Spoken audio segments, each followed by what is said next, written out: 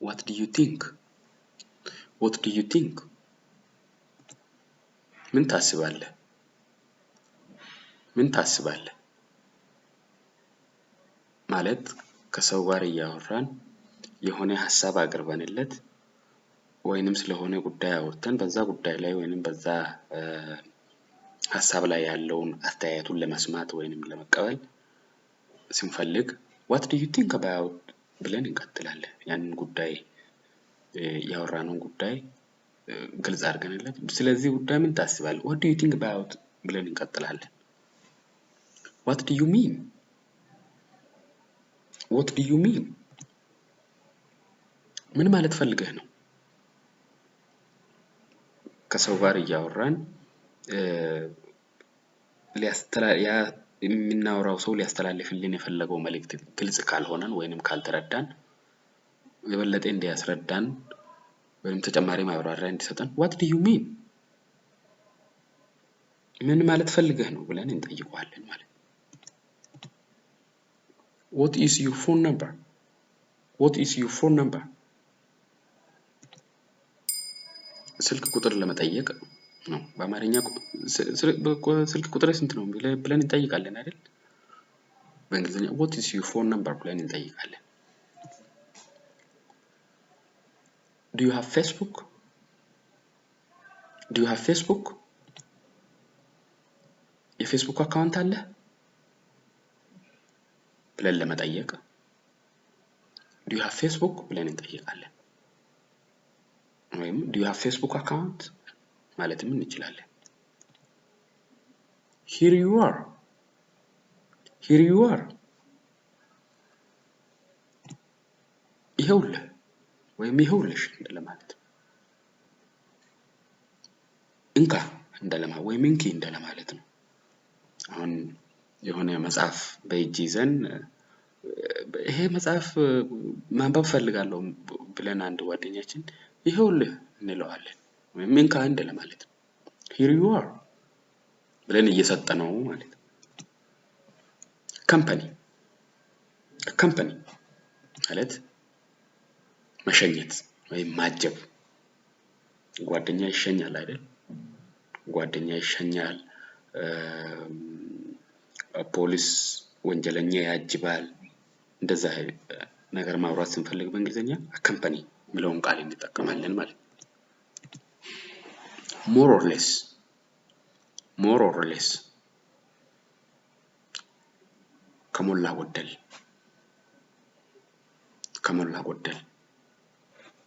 ንግግር ውስጥ ከሞላ ጎደል ነገሩ ተሳክቷል ለማለት more or less የሚለውን እንጠቀማለን።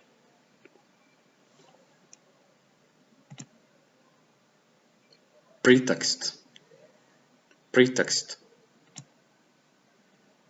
ሰበብ አይደል? እንደ ምክንያት አንድ ነገር ይሄ እኮ የሆነው በዚህ ምክንያት ነው ብለን ሰበብ እንዘረዝራለን አይደል? ያ እንደ ሰበብ እንደ ምክንያት አንድ ነገር ለመሆኑ እንደ ምክንያት ወይም እንደ መንስኤ ብለን የምንዘረዝራቸው ነገሮች እንደ ሰበብ ነው። እና ያ ሰበብ በእንግሊዝኛ ሰበብ ማለት እንፈልግ በጽሑፍ ውስጥ ወይም በንግግር ውስጥ ሰበብ ማለት pretext ይባላል በእንግሊዝኛ።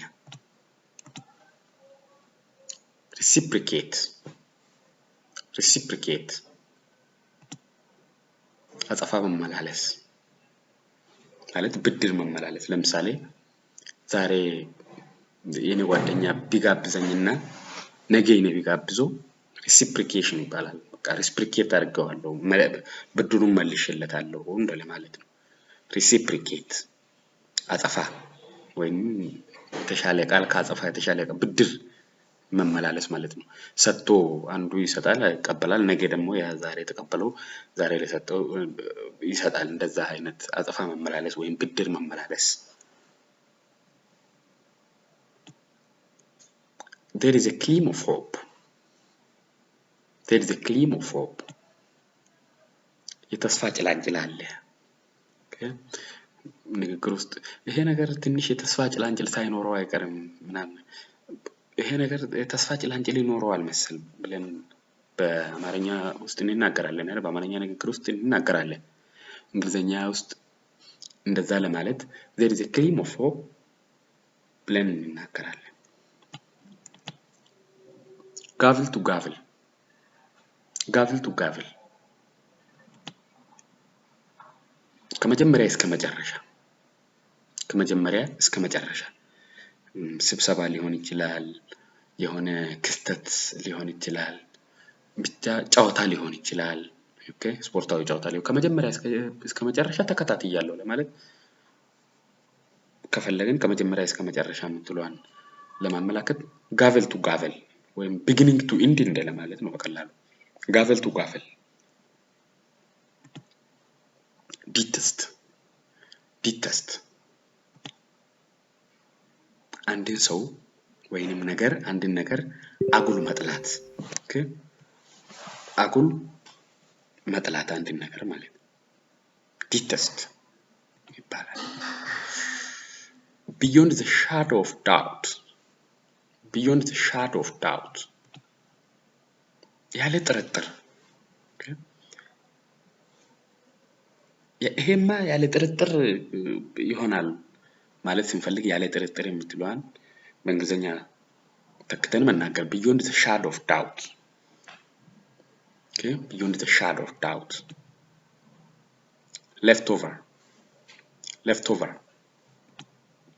ተራፊ የተረፈ ነገር ለምሳሌ ምግብ ሲንበላ የሚተርፋል አይደል ተራፊ ወይንም ምንድነው የሚባለው በአማርኛ ፍርፋሪ ነው አይደል የሚባለው ፍርፋሪ የቀረ ተራፊ leftover ይባላል በእንግሊዝኛ አሁን የምግብ ብቻ ላይሆን ይችላል የሌላ ነገር ትርፍ ነገር leftover ይባላል ከተጠቀሙ በኋላ የሚቀር ነገር in the words of እንደከለ አባባል ብለን በንግግር ውስጥ እንትን ማድረግ ስንፈልግ ወይንም በጽሑፍ ውስጥ ሊሆን ይችላል in the words of እንደከለ አባባል እንላለን I will be the first to I will be the very first to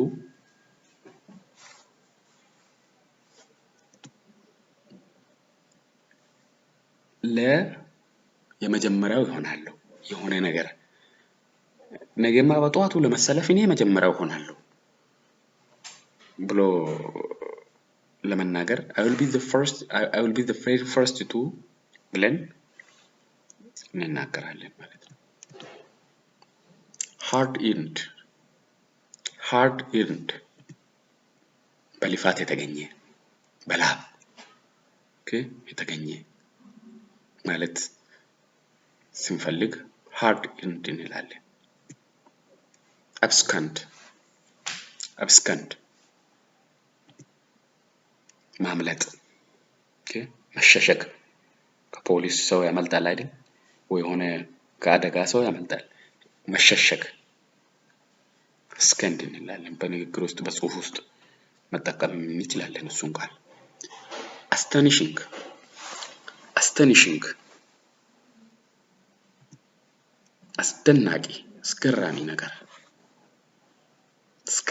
አስገራሚ አፈጻጸም ስንፈልግ astonishing performance አስደናቂ ብቃት እንላለን አይደል accomplice ግብረ አበር የወንጀለኛ ተባባሪ ማለት ነው በጽሑፍ ውስጥም በንግግር ውስጥም መጠቀም እንችላለን I'm starving በጣም ራበኝ በጣም ርቦኛል ማለት ስንፈልግ እንጠቀምበት ነው I will have ማለት ይምጣልኝ የሆነ ሆቴል ቤት ሄደን አስተናጋጅ ይመጣል አይደል ምን ልታዘዝ ይላል ሽሮ ይምጣልኝ ወይ ተጋምኖ ይምጣልኝ ቁርጥ ይምጣልኝ I will have ብለን ምግቡን ስምን እንናገራለን ኦኬ ይሄ ይምጣልኝ እንደለማለት ነው ምግቡ ተጋምኖ ይምጣልኝ ሽሮ ፈሰስ ይምጣልኝ I will have ብለን ምግቡን እናዛለን ማለት ነው ቻናሉን ሰብስክራይብ አድርጉ